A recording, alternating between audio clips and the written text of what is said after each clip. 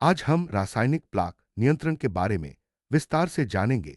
यह विधि मसूड़ों की सूजन को नियंत्रित करने और पीरियोडल बीमारी की पुनरावृत्ति या प्रगति को रोकने में सहायक है, खासकर जब मरीजों को बार बार समस्याएं होती हैं या वे किसी कारणवश प्लाक नियंत्रण नहीं कर पाते। तब यह तरीका बहुत प्रभावी है। यह फेज एक थेरेपी के दौरान, पीरियोडल या ओरल सर्जरी के बाद भी रासायनिक प्लाक नियंत्रण का उपयोग कब करना चाहिए। यह उन मरीजों के लिए उपयुक्त है जिनमें बार बार मसूड़ों की सूजन होती है या जिनका प्लाक नियंत्रण कमजोर है। पीरियोडल या ओरल सर्जरी के बाद भी इसका इस्तेमाल किया जाता है। यह विधि मसूड़ों की सेहत को बनाए रखने और बीमारी की पुनरावृत्ति को रोकने में सहायक है। अगर किसी कारणवश यांत्रिक सफाई संभव नहीं है तो रासायन एक आदर्श माउथवॉश में कई विशेषताएं होनी चाहिए। यह केवल रोगजनक सूक्ष्मजीवों को समाप्त करे, बैक्टीरिया के प्रतिरोध को न बढ़ाए और ओरल टिश्यू के लिए सुरक्षित हो। इसमें सब्सटेंटिविटी होनी चाहिए, यानी दवा लंबे समय तक मुंह में बनी रहे। यह प्लाक और जिंजिवाइटिस को कम करे, प्लाक के कैलकुलस में बदलने को रोके और दांतों या डेंटल सामग्री पर कोई दुष्प्रभाव न डाले। साथ ही रासायनिक थेरेपी दो मुख्य उद्देश्यों के लिए होती है: रोकथाम केमोप्रोफिलैक्सिस और उपचार केमोथेरेपी पूर्णविराम। रोकथाम के लिए एजेंट्स सुप्राजिंगिवल प्लाक के विकास को प्रभावित करते हैं, जबकि उपचार के लिए एजेंट्स सबजिंगिवल प्लाक पर काम करते हैं। ये एजेंट्स नॉन स्पेसिफिक सभी प्लाक बैक्टीरिया को समान रूप से प्रभावित करते हैं, या स्पेसिफिक केवल पीरियोटोपैथिक बैक्टीरिया। एंटीमाइक्रोबियल एजेंट्स को उनकी प्रभावशीलता और सब्सटेंटिविटी के आधार पर वर्गीकृत किया जाता है। पहली पीढ़ी के एजेंट्स प्लाक स्कोर को 20-50% तक कम करते हैं, लेकिन उनकी ओरल कैविटी में रिटेंशन कम होती है, इसलिए इन्हें दिन में 4-6 बार इस्तेमाल करना पड़ता है। दूसरी पीढ़ी के एजेंट्स ओरल कैविटी में अधिक समय तक रहते हैं और प्लाक स्कोर को 70-90%। सुप्राजिंगिवल प्लाक नियंत्रण के लिए कई प्रकार के रासायनिक एजेंट्स उपयोग किए जाते हैं। इनमें antibiotics, penicillin, vancomycin, enzymes, mucinase, protease, quaternary ammonium compound, cetyl pyridinium chloride, bisbiguanides, chlorhexidine, metallic salts, copper, tin, zinc, herbal extract, sanguinarine, fluorides, strontium fluoride, oxygenating agents, hydrogen chlorhexidine सबसे प्रभावी बिस्बिग्वानाइड है और पीरियोडल थेरेपी में व्यापक रूप से उपयोग होता है। इसे यांत्रिक ओरल हाइजीन के साथ सहायक के रूप में इस्तेमाल किया जाता है, खासकर प्रारंभिक पीरियोडल थेरेपी में। सर्जरी के बाद जब पैक हटाया जाता है तब भी इसका उपयोग किया जाता है। यह रूटीन ओरल सर्जिकल प्रक्रियाओं के बाद हीलिंग में मदद करता है। और इमीडिएट क्लोरहेक्सिन का उपयोग फिक्स ऑर्थोडोंटिक उपकरणों या इंटरमैक्सिलरी फिक्सेशन डिवाइस वाले मरीजों के लिए भी किया जाता है। 0.2% क्लोरहेक्सिन सॉल्यूशन से डेली रिंसिंग फायदेमंद है। विकलांग मरीजों जिनका प्लाक नियंत्रण और मसूड़ों की स्थिति खराब होती है, उनके लिए भी यह उपयोगी है। ड्रग इंड्यूस जिंजिवल ओवरग्रोथ वाले मरीजों में प्लाक नियंत्रण के लिए भी क्लोरहेक्सिन का उपयोग मेडिकल रूप से कमजोर मरीजों में, जिनमें बार बार ओरल इंफेक्शन होते हैं, किया जाता है। डेंचरिंड्यूस स्टोमेटाइटिस, अप्थस अल्सरेशन, ड्राई सॉकेट और एक्यूट अल्सरेटिव जिंजिवाइटिस जैसी स्थानीय ओरल इंफेक्शन में भी यह उपयोगी है। पोस्ट एक्सट्रैक्शन बैक्टीरियमिया की रोकथाम, ड्राई सॉकेट की प्रिवेंशन और अल्ट्रासोनिक स्केलिंग के दौरान बैक्टीरिया की मात्रा कम करने के क्लोरहेक्सिन का एंटीमाइक्रोबियल स्पेक्ट्रम बहुत व्यापक है। सामान्यतः ग्राम पॉजिटिव बैक्टीरिया इससे अधिक प्रभावित होते हैं।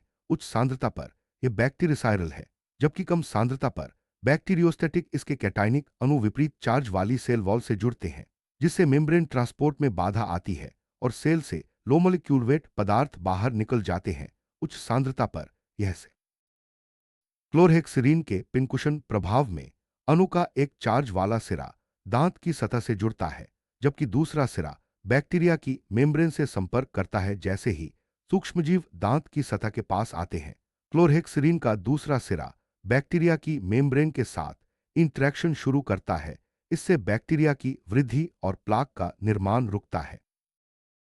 जब 10 ml 0.2% क्लोरहेक्सिन सॉल्यूशन को 1 मिनट के लिए माउथवॉश के रूप में इस्तेमाल किया जाता है, तो 30% दवा मुंह में बनी रहती है। यह सब्सटेंटिविटी के कारण होता है।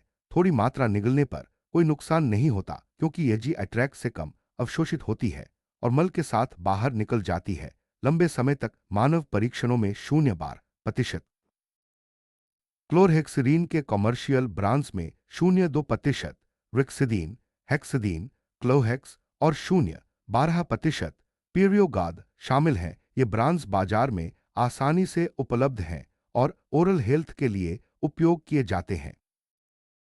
क्लोरहेक्सिडीन के कुछ अवांछित प्रभाव भी हैं। इसमें दांतों पर बाहरी ब्राउन स्टेनिंग, दर्दनाक और डेस्क्वामेटिव घाव, स्वाद में कमी, दुर्लभ मामलों में पैरोटिड स्वेलिंग, म्यूकोसा की सूखापन और दर्द, और लंबे समय तक उपयोग से कैलकुलस का निर्माण बढ़ जाता है। फिनोलिक या एसेंशियल ऑयल रींस प्लाक और जिंजिवल स्कोर को कम करने में प्रभावी हैं। अधिकांश phenol non specific antibacterial action दिखाते हैं, जो उनकी नॉनायनाइज्ड फॉर्म की क्षमता पर निर्भर करता है कि वे ग्राम नेगेटिव जीवों की सेल वॉल के लिपिड कंपोनेंट में प्रवेश कर सके। इससे मेम्ब्रेन की संरचना प्रभावित होती है, पदार्थों का आदान प्रदान और एंजाइम निर्भर मेटाबॉलिक प्रक्रिया बाधित हो। फिनोलिक कंपाउंड्स में एंटी इंफ्लामेटरी गुण भी होते हैं। ये न्यूट्रोफिल के केमोटैक्सिस को इनहिबिट करते हैं।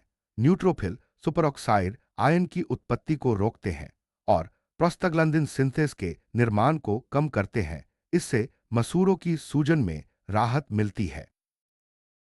Quaternary ammonium compounds cationic antiseptics और सरफेस एक्टिव एजेंट्स हैं। ये ग्राम पॉजिटिव जीवों पर अधिक प्रभावी होते हैं और शुरुआती प्लाक के विकास को रोकने में सहायक हैं। उदाहरण बेंजिथोनियम chloride, बेंजल्कोनियम chloride, सेथिल्पिरिडीनियम chloride, डोमिफेन bromide.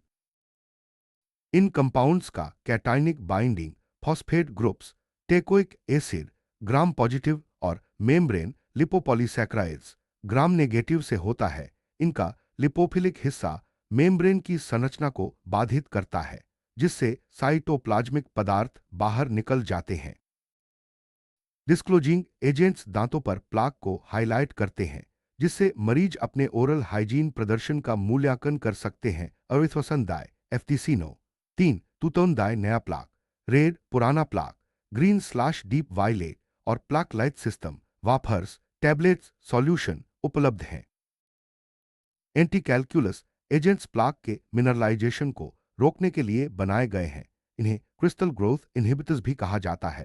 सुप्राजिंगिवल calculus की रोकथाम के लिए प्लाक की मात्रा कम करना, एंटीबायोटिक्स, एंटीसेप्टिक्स, प्लाक अटैचमेंट को मॉडिफाई करना, एंटी एडहेसिव एजेंट्स, मिनरलाइजेशन को इनहिबिट करना, एंजाइम्स 30% यूरिया और मिनरलाइजेशन इनहिबिटर्स, पायरोफॉस्फेट्स, डिफॉस्फोनेट। विभिन्न एंटी कैलकुलस एजेंट्स में vitamin C, pyrophosphates, diphosphates, metal salts, sodium fluoride और गांट्रेज कोपॉलिमर शामिल हैं। कॉमर्शियल ब्रांड्स में क्रेस्ट और प्रोवेंट प्रमुख हैं।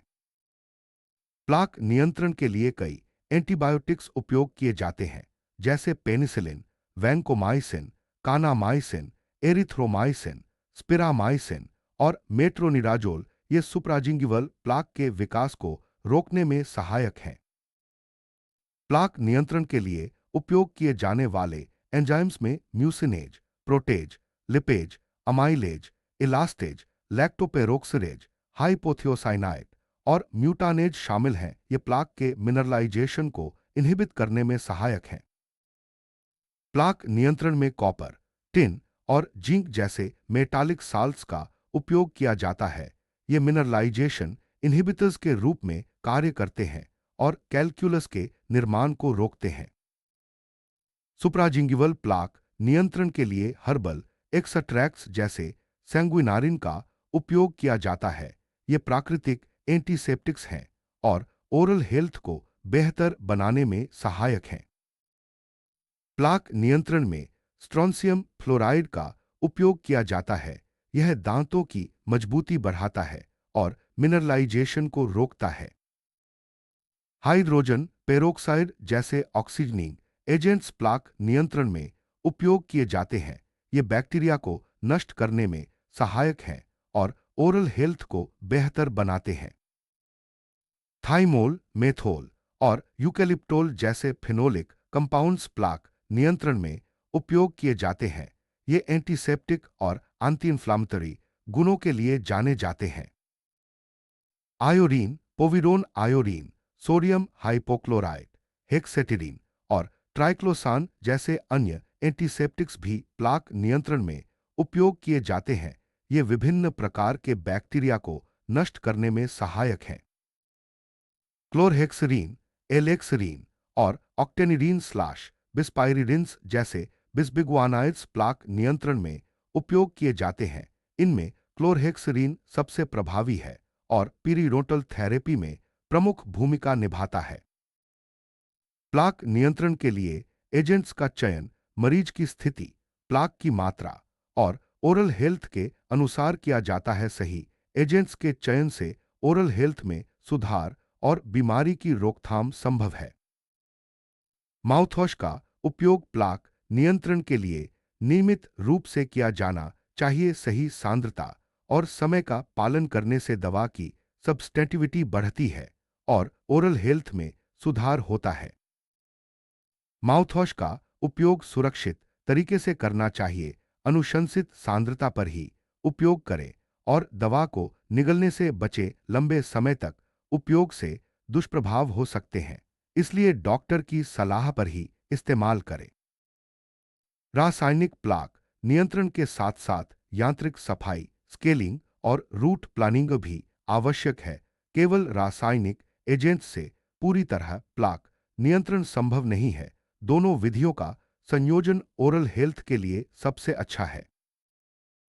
प्लाक नियंत्रण से मसूड़ों की सूजन कम होती है, पीरिडोटल बीमारी की रोकथाम होती है और ओरल हेल्थ में सुधार होता है। नियमित प्लाक नियंत्रण से दांतों की मजबूती और मसूड़ों की सेहत बनी रहती है।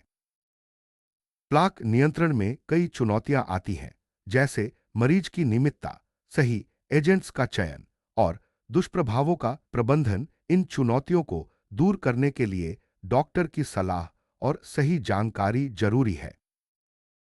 प्लाक नियंत्रण के लिए रणनीतियां बनानी चाहिए, जैसे नियमित माउथवॉश, सही एजेंट्स का चयन, यांत्रिक सफाई और डॉक्टर की सलाह का पालन। इससे ओरल हेल्थ में सुधार और बीमारी की रोकथाम संभव है।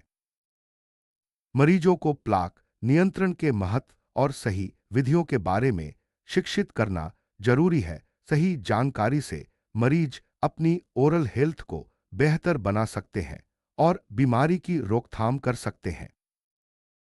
प्लाक नियंत्रण के क्षेत्र में लगातार अनुसंधान हो रहा है। नए एजेंट्स, बेहतर माउथवॉश और प्रभावी रणनीतियां विकसित की जा रही हैं। इससे ओरल हेल्थ के क्षेत्र में नई संभावनाएं खुल रही हैं। भविष्य में प्लाक नियंत्रण के लिए और भी प्रभावी एजेंट्स और तकनीकें विकसित होंगी। मरीजों की ओरल हेल्थ को बेहतर बनाने के लिए वैज्ञानिकों और डॉक्टरों की भूमिका महत्वपूर्ण है। मरीज की भूमिका प्लाक नियंत्रण में सबसे महत्वपूर्ण है। नियमित सफाई, सही एजेंट्स का उपयोग और डॉक्टर की सलाह का पालन करने से ओरल हेल्थ में सुधार होता है। डॉक्टर की भूमिका प्लाक नियंत्रण में मार्गदर्शन, सही एजेंट्स का चयन और दुष्प्रभावों का प्रबंधन करने में है। डॉक्टर की सलाह से मरीज अपनी ओरल हेल्थ को बेहतर बना सकते हैं। रासायनिक प्लाक नियंत्रण ओरल हेल्थ के लिए एक प्रभावी तरीका है। सही एजेंट्स, नियमितता और यांत्रिक सफाई के संयोजन से मसूड़ों की सेहत और दांतों की मजबूती बनी रहती है। मरीजों को सलाह दी जाती है कि वे नियमित रूप से माउथवॉश का उपयोग करें, सही एजेंट्स चुनें और डॉक्टर की सलाह का पालन करें। इससे ओरल हेल्थ में सुधार और बीमारी की रोकथाम संभव है। रासायनिक प्लाक नियंत्रण के बारे में आज हमने जाना कि यह ओरल हेल्थ के लिए कितना महत्वपूर्ण है। सही जानकारी, नियमितता और डॉक्टर की सलाह से मरीज अपनी ओरल हेल्थ को बेहतर बना सकते हैं। उम्मीद है यह वीडियो आपके लिए उपयोगी रहा होगा।